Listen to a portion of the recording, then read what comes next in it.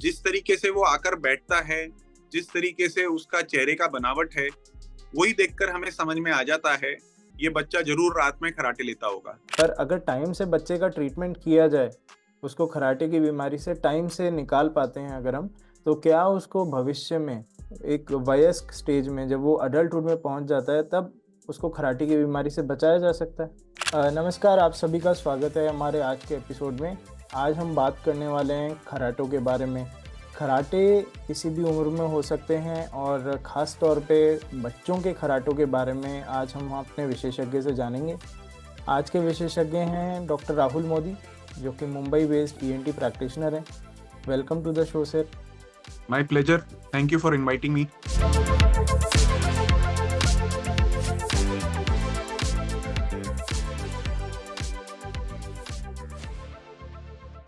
तो सर, सबसे पहले मैं आपसे ये पूछना चाहूँगा, कराटे लेना क्या किसी भी उम्र में नॉर्मल है?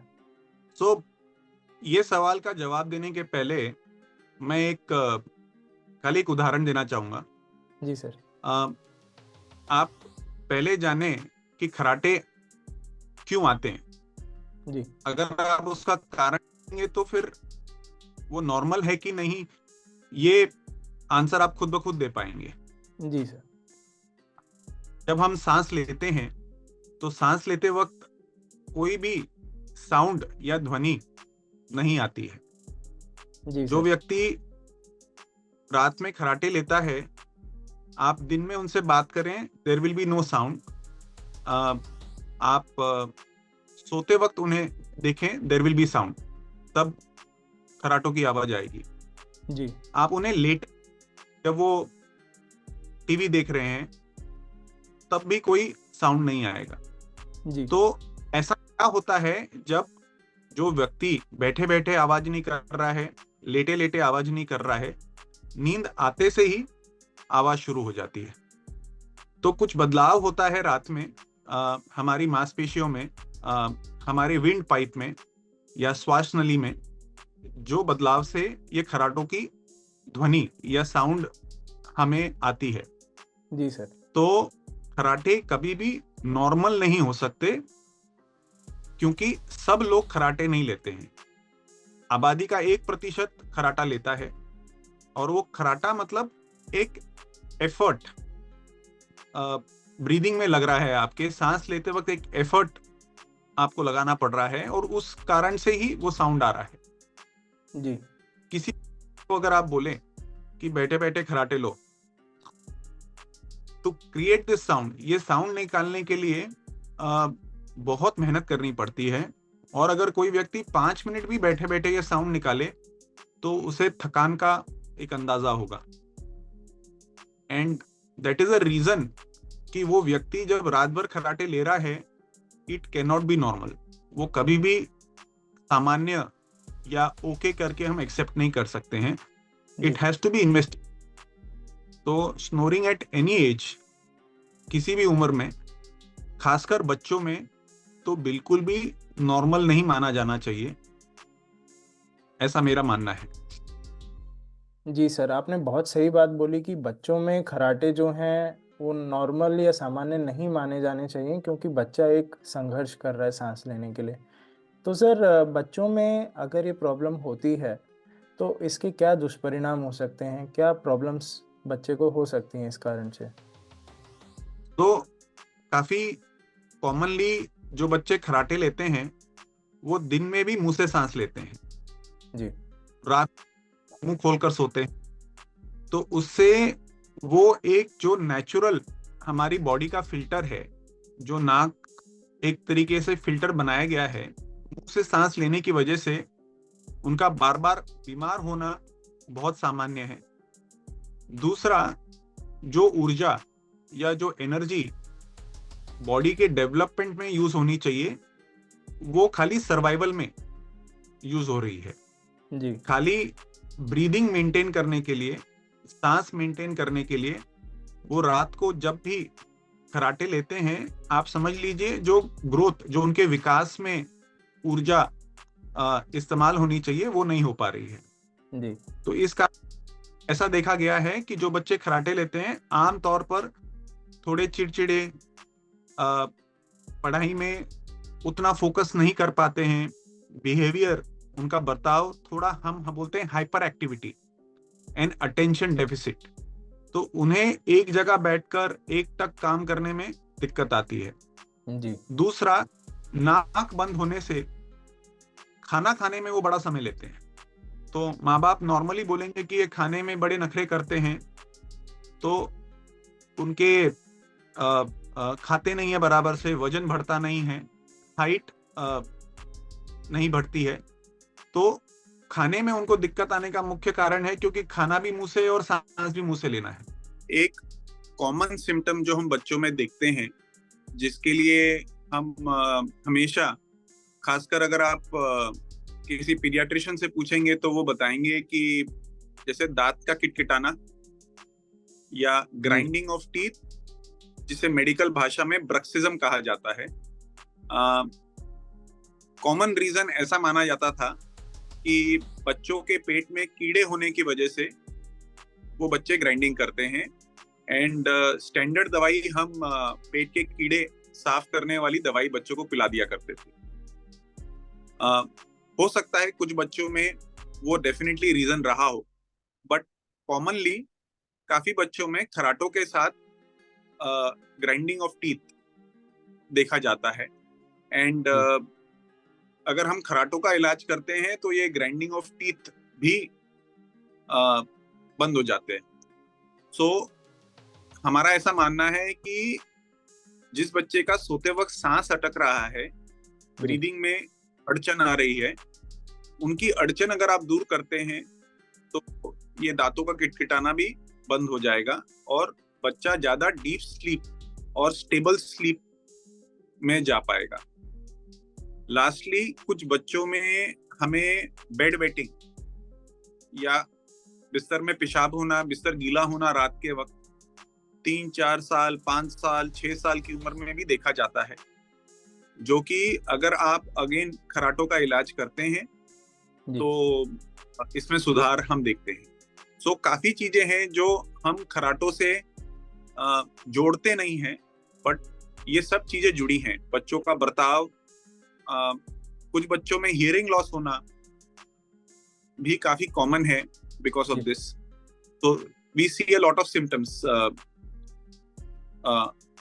ये चीजों की वजह से।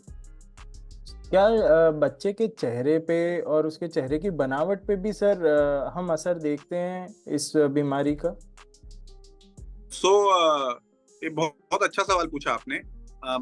काफी बार जब बच्चा 8, 10, 12 साल की उम्र में हमारी क्लिनिक में आता है, जिस तरीके से वो आकर बैठता है, जिस तरीके से उसका चेहरे का बनावट है, वही देखकर हमें समझ में आ जाता है कि ये बच्चा जरूर रात में खराटे लेता होगा।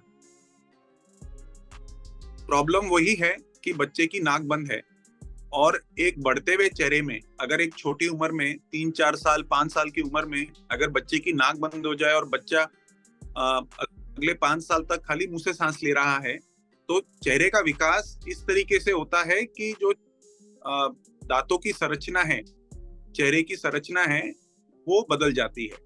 और अगर ये लंबे समय तक हम करेक्ट नहीं करें तो 12-14 साल की उम्र तक ये परमानेंट चेंजेस आ जाते हैं। आपको जरूर मैं एक पिक्चर शेयर करूंगा जो आप दिखा सकते हैं सबको, जो चीज बहुत क्लियरली बच्चों में देखी जाती है। मैक्सिमम बच्चे जिनको दांतों में ब्रेसेस, दांतों की संरचना आगे पीछे होने की वजह से ब्रेसेस की जरूरत पड़ती है,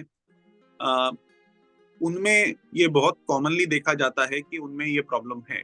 सो ये सब चीजें अगर हम 4 से 6 साल की उम्र में ही इसको आइडेंटिफाई कर लें और इसका इलाज कर लें, तो हम बहुत अच्छी तरह ये सब चीजों को प्रिवेंट कर सकते हैं। जी सर, तो अगर बच्चा कोई खराटे ले रहा है तो उसके चेहरे का विकास, उसकी सुनाई की शक्ति और उसके बर्ताव में, खान पान में हम काफ़ी बदलाव देख सकते हैं, और अगर हम टाइम से खराटों को ठीक करें तो इन चीज़ों से, इन दुष्प्रभावों से बच्चे को बचाया जा सकता है। तो सर और क्या जी नहीं, सो प्लीज गो अहेड। मेरा कहने का मतलब था, इट इज नॉट, ये खाली ये बच्चे के लिए नहीं है, उसके भविष्य के लिए भी है। जब वो 8-10 साल का है तब नहीं, जब वो 20 साल का होगा, 30 साल का होगा, तब भी ये खराटों का सुधार उसे उस वक्त भी बेनिफिट या मतलब फायदा देगा। जी सर।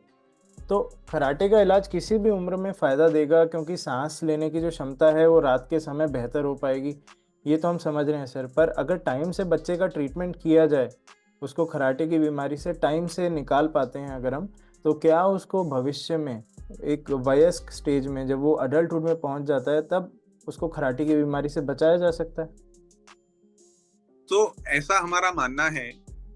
देखिए, जो भी आज हम कराटो की बात कर रहे हैं या इसके पीछे रिसर्च की बात कर रहे हैं, ये लास्ट 8-10 सालों में थोड़ी हमारी समझ में बदल आया है, ऐसा माने। जी सर। जहां पर हम ये कहते हैं कि जो भी वयस्क हमारे पास आते हैं जिन्हें स्लीप एपनिया है, जी जो सर। डिवाइस रोज रात को जिनको सजेस्ट किया गया है, जिनको खराटो की प्रॉब्लम है एज एन अडल्ट, जी सर। का शुरुआत जो बीज बोया गया था वो बचपने में बोया गया था, जहां पर किसी भी कारण से समझ ना होने के कारण, अवेयरनेस नहीं होने के कारण उनके खराटों का इलाज नहीं हुआ था। तो एज एन अडल्ट अभी वो दिक्कतें फेस कर रहे हैं, और हमारा ऐसा मानना है कि जो खराटा लेता हुआ बच्चा है वो आगे कभी ना कभी किसी ना किसी तरीके से ईयर नोज थ्रोट डॉक्टर के पास आता ही रहेगा। उसको नाक बंद होने की शिकायत एज अडल्ट रहेगी, वो शायद खराटों की तकलीफ लेकर ना आए, बट सर्दी की तकलीफ लेकर आएगा। काफी जन दमे की शिकायत से परेशान रहेंगे। सो अगर हम बच्चों में ये चीज आइडेंटिफाई करके एड्रेस कर सकते हैं, उस चीज का इलाज कर सकते हैं पूरे तरीके से, तो लाइफ लॉन्ग हम बच्चे का एक भविष्य सिक्योर कर सकते हैं, एक बच्चे का भविष्य सुधार सकते हैं इन द सेंस। तो बहुत जरूरी है कि जल्दी आइडेंटिफाई करें। तो सर, अगर बच्चे के खराटे का इलाज टाइम से स्टार्ट किया जाए तो उसको एक बड़े होकर खराटे की बीमारी जिसको हम स्लीप एपनिया कहते हैं उससे हम बचा सकते हैं। तो सर टू लार्ज, जी सर, बहुत हद तक कुछ अडल्ट्स में, कुछ वयस्कों में जो स्लीप एपनिया है वो मोटापे की वजह से या वेट गेन कहा जाए उसकी वजह से होता है। उस केस में शायद हम इतना नहीं बचाव कर सकते, पर अगर बच्चे में खराटे की बीमारी का इलाज किया जाए तो जो चेहरे पे बदलाव आएंगे, जो चेहरे में चेंजेस आएंगे और बड़े होकर वो खराटे का मरीज बनेगा, ऐसे पेशेंट्स को हम डेफिनेटली टाइम से ट्रीटमेंट करके बचा सकते हैं। तो सर कोई ऐसी चीज़, कोई ऐसा तरीका या कोई ऐसे मेजर्स आप सजेस्ट कर सकते हैं एक नॉर्मल पेरेंट को कि वो अपने बच्चे की ईयर नोज थ्रोट का हाइजीन मेंटेन कर सके ताकि उसको आगे जाके खराटे की प्रॉब्लम ना बने? आजकल ये प्रॉब्लम हम अपनी ओपीडी में बहुत कॉमनली देख रहे हैं कि बच्चों को खराटे आ रहे हैं, बच्चा मुंह खोल के सांस ले रहा है, नाक बंद है, बार बार जुकाम हो रहा है। तो कुछ ऐसे मेजर्स आप पेरेंट्स को एडवाइस करना चाहेंगे? सो मोर देन मेजर्स, मेरा सुझाव रहेगा कि अवेयरनेस जरूरी है। 1-2 दिन 4 दिन की प्रॉब्लम नहीं है। अगर आपका बच्चा कंटिन्यूसली खराटे ले रहा है तो आपको एक पीडियाट्रिशियन या पास के ईएनटी सर्जन, कान नाक घसा के जो विशेषज्ञ हैं, उनसे मिलना चाहिए और उनसे सलाह मशवरा करना चाहिए कि मेरा बेटा इतना खराटे क्यों लेता है। ऐसा मानना है लोगों का, हालांकि हमने बहुत ज्यादा रिसर्च में नहीं देखा है कि डाइट, क्या हम खाते हैं, उसका प्रभाव पड़ता है, बट मैं ऐसा जो मैंने देखा है कि जेनेटिक्स 70% लोगों में, बच्चों में हम देखेंगे कि एक जनरेशन ऊपर और एक जनरेशन नीचे 70-80% ओवरलैप देखा जाता है। तो अगर कोई बच्चा मेरे पास खराटे लेकर आता है तो 70 से 80% चांस है कि उनके माता पिता में से कोई एक व्यक्ति तो जरूर खराटों की प्रॉब्लम से जूझ रहा होगा। काफी कॉमनली देखा जाता है।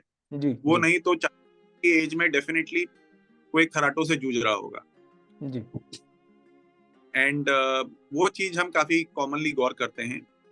Diagnosis is very important. अगर कोई बच्चा परसिस्टेंटली खराटे ले रहा है तो उन्हें पूरी तरह जांच करवाना, उनके नाक के पीछे एक एडिनॉइड करके मांसपेशी होती है वो, और गले में टॉन्सिल्स होते हैं वो। कॉमनली हम देखते हैं कि ये चीजों में ब्लॉक होने की वजह से खराटे आते हैं। तो वो चीज की जांच पड़ताल कराना जरूरी है कि बच्चे के नाक में एडिनॉइड बड़े हैं कि नहीं बड़े हैं, या टॉन्सिल कितने बड़े हैं। और ये बहुत ही सिंपल एक छोटे से एक्सरे से हम जांच करवाकर पता लगा सकते हैं। एंड आप सर्जन या आपके पीडियाट्रिशियन आपको इस बारे में गाइड कर सकते हैं।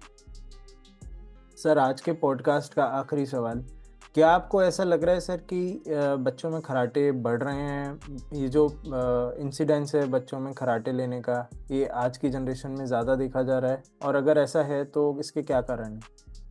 अगर कारण सोचूं तो पॉसिबल रीजंस डेफिनेटली पोल्यूशन का इम्पैक्ट देखा जाएगा। जी सर। पोल्यूशन से एलर्जीज बढ़ती हैं, सर्दी का प्रमाण कोविड के बाद में वैसे भी हम वेव आफ्टर वेव इन्फेक्शन के देख रहे हैं बच्चों में और इवन बड़ों में। बार बार वायरल होने से भी ऐसा पॉसिबल है कि एडिनॉइड और टॉन्सिल बढ़ जाएं और उससे खराटों की प्रॉब्लम ज्यादा रहे। जी sir. But apart from this as such जो भी रिसर्च हुई है उसमें ये नहीं देखा गया है कि ओवरऑल नंबर्स में बहुत ज्यादा इजाफा हुआ है। बट डेफिनेटली अवेयरनेस बढ़ने से जो बच्चे पहले सामने नहीं आते थे, जो किस्से पहले सामने नहीं आते थे, वो आज सामने आ रहे हैं और हमको उनका इलाज कर पा रहे हैं और हम उनको सोल्यूशन दे पा रहे हैं। जैसे ग्राइंडिंग ऑफ टीथ है, जैसे हम डिस्कस कर रहे थे। पहले हम मानते थे कि teeth is because of stomach worms, पेट में कीड़े होने की वजह से। आज हम मानते हैं की वजह से। तो आज वो भी केस हम एड्रेस कर रहे हैं और उसका मतलब बच्चों को फायदा मिल रहा है कि व्हेन वी ट्रीट देम, जब हम उनका इलाज करते हैं तो वो भी केसेस देखे जा रहे हैं। तो डेफिनेटली मेरा ऐसा मानना है कि अवेयरनेस ज्यादा है, हो सकता है थोड़े नंबर ज्यादा हों। तो मोर इम्पोर्टेंटली पेरेंट्स को ये जानना जरूरी है कि अगर कोई बच्चा रेगुलरली कराटे ले रहा है, रेगुलरली मुंह खोल के रहा है, रेगुलरली ग्राइंडिंग कर रहा है, तो इस चीज को नजरअंदाज नहीं करते हुए उसको ट्रीट किया जाए, उसको नॉर्मल नहीं मानना चाहिए। जी सर। तो सर, इसी नोट पर आज का पॉडकास्ट हम यहाँ पे समाप्त करते हैं। हमने ये चीज़ काफ़ी समझी कि बच्चों के खराटे लेने के क्या कारण हैं, क्या दुष्परिणाम हैं और किस तरीके से उन्हें बचाया जा सकता है। तो सर, मैं आपको बहुत बहुत धन्यवाद देना चाहूँगा कि आज के एपिसोड के लिए आप हमसे जुड़े और हमारे व्यूअर्स को आपने बहुत काम की चीज़ें बताई। Thank you so much sir. My pleasure, my pleasure. Have a good day. Thank you sir. अगर आपको हमारा आज का ये पॉडकास्ट पसंद आया तो इसे ज़्यादा से ज़्यादा लोगों के साथ शेयर करिए और इस मामले में अवेयरनेस बढ़ाने में हमारी मदद कीजिए। Thank you so much.